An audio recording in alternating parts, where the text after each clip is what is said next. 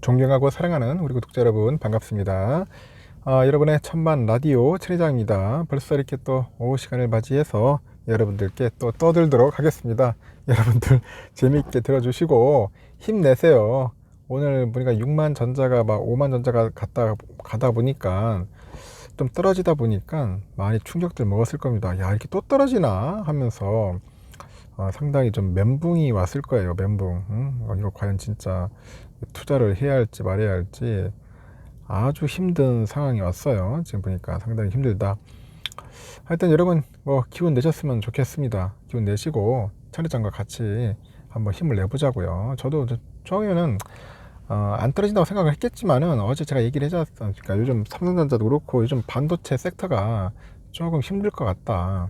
그냥 필라반도 빠지잖아요. 필라반 ETF 지수도 빠지고 지금 보니까 여기도 삼성전자, 뭐 하이닉스, 하여튼 어쩔 수 없어요. 한번 휘영청 걸릴 수밖에 없을 겁니다. 지금 보니까 뭐 미중 간의 갈등도 있고 반도체 치퍼 동맹 관련된 것도 있고 뭐 여러 가지가 이제 얽히고 설키다 보니까 조금 외인들한테 좀 매력을 못 걸릴 수도 있을 겁니다. 그래서 투심이 거의 막 안 좋은 쪽으로 매도 쪽으로도 많이 이제 쏠리는 것 같더라고. 외국인들 팔 수밖에 없어요. 그러다 보니까 주가가 좀 많이 빠지는 것 같은데 빠지는 것도 어느 정도 일시적인 거지 뭐 계속 또 빠지지는 않을 것 같아요.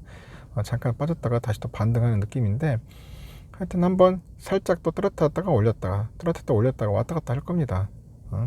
여기 우리가 뭐 왔다 갔다 해버리면은 정신이 왔다 갔다 하면은 우리도 이제 힘들 수밖에 없는 거야. 그걸 노리는 거니까 굉장히 힘들다.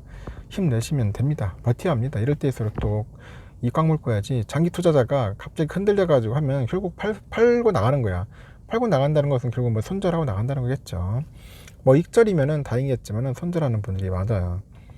요즘 또 보니까 엔비디아가 아주 웃겨요. 엔비디아 요즘 미국 엔비디아의 그 실적, 낮은 실적 그 추정치 때문에 결국 삼성전자도 주가가 좀 빠질 수밖에 없다, 그런 이야기도 있어요. 엔비디아 영향을 좀 많이 받는 것 같아요. 또 오늘도 보니까 오전 한 11시 25분 기준 봤을 때 삼성이 전거래를 대비해서 한 1.64% 빠져가지고 59,800원까지 거래했었지 않습니까? 59,800원까지도 봤어요. 삼성전자 주가가 6만원 선을 밑도는 것이 벌써 17거래일 만이네. 17거래일. 이외에 하이닉스도 전장보다 1.77% 빠져가지고 뭐 94,600원까지 가더라고요. 간밤에 보니까 반도체 대장주 엔비디아가 실적 예상치 하향 조정 때문에 결국 국내 반도체 관련 기업 투자 심리도 위축되는 거야. 심리가 위축되는 거지. 투자 심리. 사고 싶은 마음이 이제 쏙 들어가는 거죠. 8일날 엔비디아는 올해 2분기 매출액이 67억 달러였어요. 67억 달러로 예상된다고 발표를 했는데 보니까 8조 한 7,300억 정도 되는가 봐요. 이는 당초 예상치가 81억 달러보다도 한 20% 낮춰 잡은 수치야. 20% 낮춰 잡아가지고 81억 달러보다도 특히 게임 관련 매출액이 전년 동기 대비 낮아요. 게임 관련 한 33% 정도 감소할 것 같대요. 33%. 그래서 엔비디아는 오는 24일이죠. 2분기 실적 발표를 앞두고 있어. 2분기 실적 발표를 앞두고 있더라. 그 실적 전망치 하향의 전일이죠. 전일 그 엔비디아 주가가 전 거래일 대비 6.3% 정도 하락을 한 거예요. 하락을 했고 미국 증시 내 그 반도체 기업이죠. AMD. 이 AMD가 한 2.19% 빠졌고 뭐 브로드콤도 빠지고 덩달아 빠지는 거예요. 그 기업들은 뭐 나빠서 빠지는 게 아니라 그 대장주가 빠지니까 같이 이제 투심이 위축되다 보니까 빠지는 거죠. 동조 현상이 일어나는 거죠. 이에 기술주 중심의 나스닥 지수도 빠지더라고. 한 0.1% 빠졌고 필라델피아 반도체도 많이 빠졌어. 1.6%나 빠지더라고요. 그래서 치퍼를 둘러싼 그 미중 패권 경쟁도 국내 반도체 관련 기업 주가에는 악재로 인전 작용을 하는 것 같습니다. 치퍼가 뭐냐? 그 바이든 정부가 이제 제안한 반도체 공급망 협의체야. 반도체 공급망 협의체. 그 미국을 비롯해가지고 한국, 대만, 일본 이렇게 구성될 것 같은데 정부는 전일 그 치퍼 예비 회의에 참여한다는 사실도 인정을 했습니다. 안 할 수도 없어. 미국이 하자는데 안 하면은 어떻게 되겠어요? 다만 그 해당 협의회가 중국을 견제하겠다는 의도를 담고 있다 보니까 중국의 반발도 무시 못하는 거야. 만만치 않고. 그러다 보니까 중국 외교부 대변인이 산업망과 공급망의 그 개방 협력을 강화하고 그 파편화를 방지하는 게 각국과 세계에 유리하다. 그래서 중국은 인위적으로 국제무역 규칙을 파기하면서 그 전 세계 시장을 갈라놓는 것을 반대한다고 이제 발표를 합니다. 반대한다. 뭐 갈라치기야. 그러다 보니까 중국이 이제 한국의 최대 반도체 수출국이에요.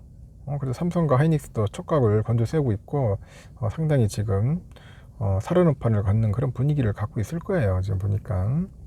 그 삼성과 하이닉스도 이제 주요 기업 입장에서는 미국과 중국 사이의 긴장 관계 속에서 상당히 복잡한 그런 계산을 하게 되지 않겠나 보고 있고, 이 치퍼 가입을 추진하면은 정부가 이제 중국 거점에 마련된 그 국내 기업 반도체 생산 인프라 확장에 대한 규제를 그 배제하는 조건을 요구하는 등 그 국익을 우선으로 조치를 실행할 것이다. 뭐 그렇게 분석도 하고 있는 것 같아요.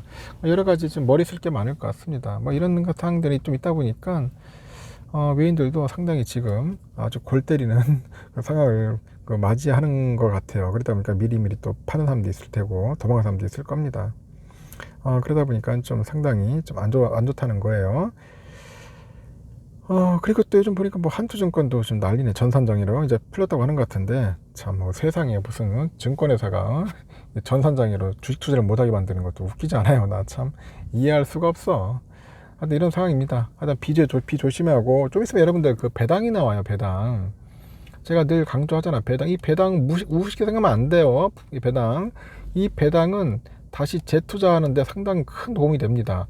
뭐 금액이 작다고 해가지고 좀 이렇게 아주 가소롭게 생각할 수 있겠지만은 점점점 배당 금액도 커지면은 여러분들 무시 못하는 거야. 무시 못하는 겁니다. 우리 뭐 천사모방에 있는 분인데 그냥 몇 개 있어서 내가 한번 샘플로 가져온 거예요. 뭐 이분 같은 경우는 542만 원 받네 보니까 뭐 한 1만 주 이상 갖고 있으니까요. 그래서 배당을 가져가지고 계속 꾸준사모 하면서 이제 쌓는 겁니다. 계속 채워 넣는 거예요. 꾸준사모. 여러분들도 꾸준사모 해가지고 배당 많이 받으세요. 배당 많이 받아서 나쁠 거 하나도 없잖아. 배당은 많이 받을수록 다다익선이다.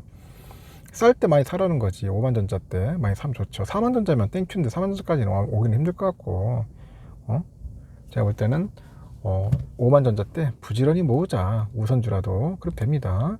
마찬가지로 이분도 그래요. 보니까 339만 주, 이렇게 339만 원 정도, 333만 원이네. 333.